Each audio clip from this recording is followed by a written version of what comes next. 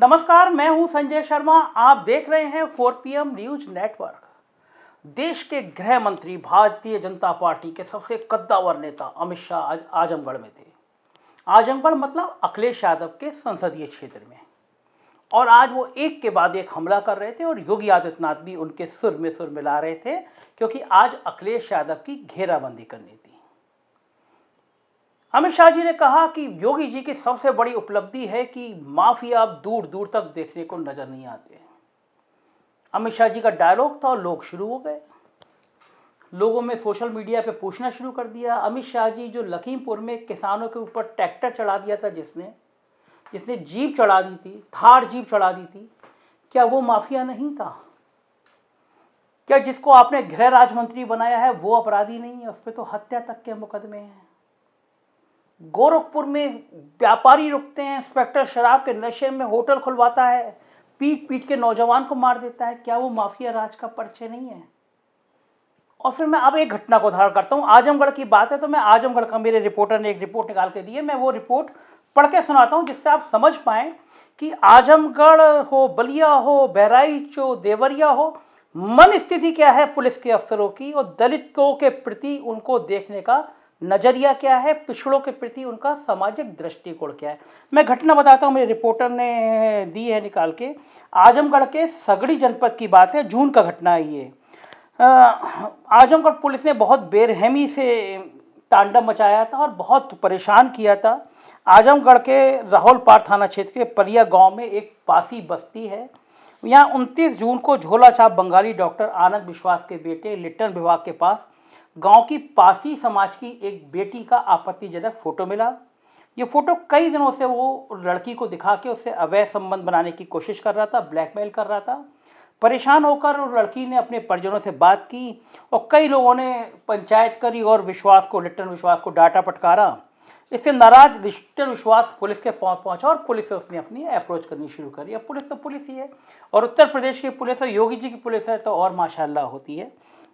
मौके पर 2 पुलिसकर्मी पहुंचे, शराब के नशे में धुत होकर पहुंचे और गांव के प्रधानपति परिया के मुन्ना पासवान को मारने लगे। इस दौरान मुन्ना पासवान की नाक से खून बहने लगा और ग्रामीणों ने नशे में जो दोनों पुलिसकर्मियों की पिटाई कर दी। जब पुलिसकर्मी बदतमीजी करने लगे, महिलाओं के लिए बोलने लगे, तो गांव वालों ने उनको पीट दिया। इस घटना के संबंध में एसपी थे सुधीर सिंह, मतलब सिंह इज किंग इस सरकार में ना, आजकल और बढ़िया पोस्टिंग मिल गई है उनको। तो उन्होंने 200 पुलिसकर्मियों को सहित 70 के करीबी कुछ बदमाश थे उनको पलिया गांव में भेजा और 29 जून की रात को ही ग्राम प्रधान मुन्ना पासवान के चाचा राजपत पासवान के घर पर धावा बोल दिया, बुलडोजर चलाना शुरू कर दिया। उनके बेटे परेशान थे, सबको मारा, 6 महीने के बच्चे को ज़मीन पर पटक दिया। और कई महिलाओं ने शिकायत करी कि उनके घर में जो गहने थे, कपड़े थे, सब लूट गए। और महिलाओं के संग निशंसता के बाद पुलिस ने सूर्यभान पुत्र श्यामदेव के घर पर बुलडोजर चलाना शुरू कर दिया, महिलाओं को पीटा। अब सबसे इम्पॉर्टेंट बात जो अमित शाह जी मैं आपको बताना चाहता हूँ, वहाँ पे जो पीड़ित महिला है सुनीता, उसका वीडियो वायरल हुआ था, हर हालत में आप तक ही पहुँचा होगा क्योंकि पूरे उत्तर प्रदेश में वायरल हुआ था। वो कहती है कि रात के तांडव के बाद एसडीएम गौरव कुमार और सीओ सगड़ी गोपाल स्वरूप वाजपेयी 1 जुलाई को घटनास्थल पर पहुंचे और सीओ ने एसडीएम के सामने महिलाओं को माँ बहन की भद्दी भद्दी गालियाँ दी और बोले, जो मज़ा रात को ढंग से नहीं आया वही मज़ा हम दिन में लेने आए हैं।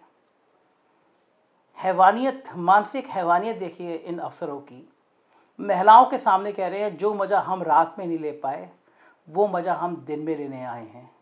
शर्म करिए, आपकी माँ और बहन भी है। हो सकता है सीओ साहब, एसडीएम साहब, कोई बड़ा नेता जिसकी चरण वंदना आप करते हैं वो आपकी माँ और बहन से मज़ा लेने किसी दिन आपके घर पे भी आ जाए। ईश्वर ना करे ऐसा हो, लेकिन किसी महिला के लिए सार्वजनिक रूप से बेइज्जत करने के लिए और उसके लिए शब्द कहने से पहले सोच लीजिए ईश्वर का न्याय है। जिस महिला के लिए आप कह रहे हैं ना, आपके परिवार की महिला के साथ कोई बड़ा नेता, कोई बड़ा अफसर भी ये कर सकता है, लेकिन ये हुआ। उस महिला ने रोते रोते वीडियो वायरल कहा और ये कहा कि दलितों की बेटियां अब हम केवल शायद पुलिस अफसरों के लिए मजाक का विषय रह गई हैं। और उस सीओ ने यह भी कहा कि दलितों की बेटियां केवल मज़े लेने के लिए होती हैं। दलितों की औरतें मज़े लेने के लिए होती हैं। तो ये मैंने पूरी घटना ढूंढ के आज अमित शाह जी आपको इसलिए बताई कि आप जिस आजमगढ़ में बोल रहे हैं आज अपराध की, उस आजम के एसएसपी को सस्पेंड करके जेल भेजने की जगह उसको और एक इम्पॉर्टेंट पोस्टिंग दे दी जाती है, सिंह इज किंग। ये बात बड़ी बहुत चर्चा में रहती है कि सारे गुनाह माफ़ हैं अगर आप एक जाति विशेष के। इस तरह का आरोप लगातार विपक्ष करता रहता है। दूसरी इंपॉर्टेंट बात हुई आजमगढ़ में, आज एक विश्वविद्यालय का शिलान्यास किया गया। बहुत अच्छी बात है, विश्वविद्यालय बनने चाहिए, अस्पताल बननी चाहिए। मुझे तो लगता है मंदिर, मस्जिद, चर्च, गुरुद्वारा से कहीं ज़्यादा अच्छी बात है कि अस्पताल ज़्यादा हों, स्कूल ज़्यादा हों। कुछ लोग मेरी इस बात पर नाराज़ हो सकते हैं, लेकिन कोरोना काल में आपने देखा था कि मंदिर के दरवाजे पहली बार बंद हो गए थे, मस्जिद के बंद हो गए थे, लेकिन अस्पताल के खुले हुए थे। तब आप लोग जो सब आप जितने लोग मेरे दर्शक कर देख रहे होंगे, हम में से कोई ऐसा नहीं होगा जिसके दोस्त या जिसके परिवार की कोई व्यक्ति की मौत ना हो गई हो। गंगा किनारे लाशें बह रही थी, अस्पतालों में दवाई नहीं थी, वेंटिलेटर नहीं था, ऑक्सीजन नहीं थे। जहां लाशें जलाई जा रही थी वहां पे दीवारें खड़ी कर दी गई थी, फोटो ना है। पूरी सरकार तंत्र आराम से बैठी हुई थी। और आज मुख्यमंत्री पूछ रहे हैं कि आजमगढ़ में कि यहाँ के जनप्रतिनिधि आपकी सुध लेने नहीं आए होंगे। मुख्यमंत्री जी, नेताओं का निकलना मना था कोरोना काल में। आपके हेल्थ मिनिस्टर बिना मास्क के घूम रहे थे। अगर उस समय में यहाँ के एमपी, यहाँ के एमएलए आए होते, सुध लेने के लिए आए होते, तो आप लोग कहते कि ये यहाँ राजनीति करने आए। लेकिन आप जो प्रदेश के मालिक थे, आप मुख्यमंत्री थे, आपको पहली लहर के बाद सोचना चाहिए था। आपकी टीम 9 टीम 11 क्या कर रही थी, कौन सी व्यवस्था कर दी गई थी। यही वो आजमगढ़ है जहाँ पे तड़प तड़प के लोग मरे हैं, अस्पतालों में दवाई नहीं है। यही वो आजमगढ़ था जहाँ की खबरें आ रही थी कि दिन में सैकड़ों लोग बेहाल हैं, दर्जनों लोग रोज मर रहे हैं। तब सरकार कहाँ थी। लेकिन अच्छी बात है, आज आपने शिलान्यास का यूनिवर्सिटी का कब कर रहे हैं? जब 1 महीने बाद चुनाव की अधिसूचना जारी हो जाएगी तब आप शिलान्यास करने आए हैं। आप लोग जनता को इतना मूर्ख समझते कैसे हैं? 4.5 साल हो गए, आपको 4.5 साल याद नहीं आया कि आजमगढ़ में एक विश्वविद्यालय भी बनना है। चुनाव में 2 महीने रह गए, आप जब तक एस्टीमेट पास करेंगे तब तक चुनाव की सूचना जारी हो जाएगी और आप अपने पोस्टर में, भाषणों में कहेंगे कि हम आजमगढ़ में विश्वविद्यालय बना रहे हैं। जनता इतनी मूर्ख नहीं है, हाथ में मोबाइल है, सोशल मीडिया है, सब जानते हैं कि ये विश्वविद्यालय अब नहीं बनने जा रहा। आप जाने वाले इसलिए बनने वाला नहीं है, आप केवल घोषणा करने आए हैं। मुख्यमंत्री जी ने कहा कि विश्वविद्यालय का एक विश्वविद्यालय जो है उसका नाम बदल के सुहेलदेव, महाराजा सुहेलदेव के नाम पे। आपको तब याद आया महाराजा सुहेलदेव की जब सारे राजभर नेता आपको छोड़ के चले गए। ओपी राजभर चले गए, रामाचंद्र राजभर तो खैर आपकी पार्टी में नहीं थे, लेकिन राजभर जिस तरह हमला कर रहे हैं कि आपकी सरकार ठाकरों की सरकार हो गई है, पिछड़ी जाति की अपेक्षा हो रही है। राजभर समाज जब इकट्ठा हो गया तो आप एक राजा की तरह ऐलान कर रहे हैं कि हम इस विश्वविद्यालय का नाम सुहेलदेव राजा महाराजा के नाम पे कर देंगे। क्या इससे राजभर वोट आपको मिल जाएगा? राजभर वोट नहीं जानता कि आपकी सरकार केवल ऊंची जाति के लोगों की सरकार बन के रह गई, पिछड़ी जातियों पे कितने जुल्म ज्यादती हुई हैं वो नहीं जानता। आपके इस घोषणा से क्या आप नाम बदल देंगे? आप तो नाम बदलने के मास्टर हो गए हैं। जितने नाम आपने बदले उतने दुनिया में किसी ने नहीं बदला। कहीं ऐसा ना हो आप आलू का नाम मटर और मटर का नाम आलू करने लगे किसी दिन। लोग हंसते हैं आपका नाम बदलने पे कि आप जहां जाएंगे वो नाम ही बदल देंगे। आप लोगों को पता है, मेरे सारे दर्शकों से पूछना चाहता हूं, आपको पता है एक जिले का, एक तहसील का नाम बदलने में कितने रुपए खर्च होते हैं? करोड़ों रुपए खर्च होते हैं एक जिले का नाम बदलने में। अब इन महाशय जी ने पूछे कि जिस प्रदेश की 80% जनता भूखी सोती है, जहां गांव में अस्पताल नहीं है, दवाई नहीं है, इलाज नहीं है, बीमारी है, वहां करोड़ों रुपए केवल नाम बदलने में खर्च कर दे रहे हैं।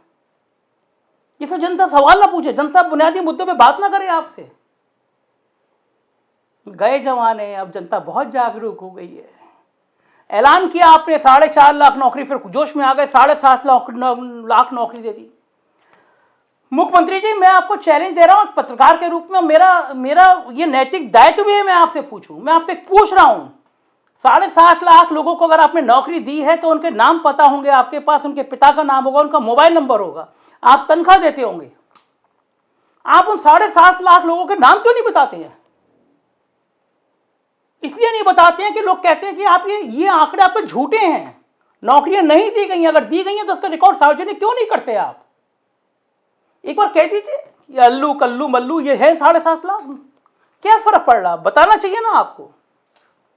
क्योंकि नौकरियां दी नहीं गई है मुख्यमंत्री जी, सब जानते हैं। ये सारी बातें आप चुनाव के मंच पर करते हैं और तब कर रहे हैं जब पिछड़ी जातियां नाराज हैं। पूर्वांचल में बहुत विरोध हो रहा है।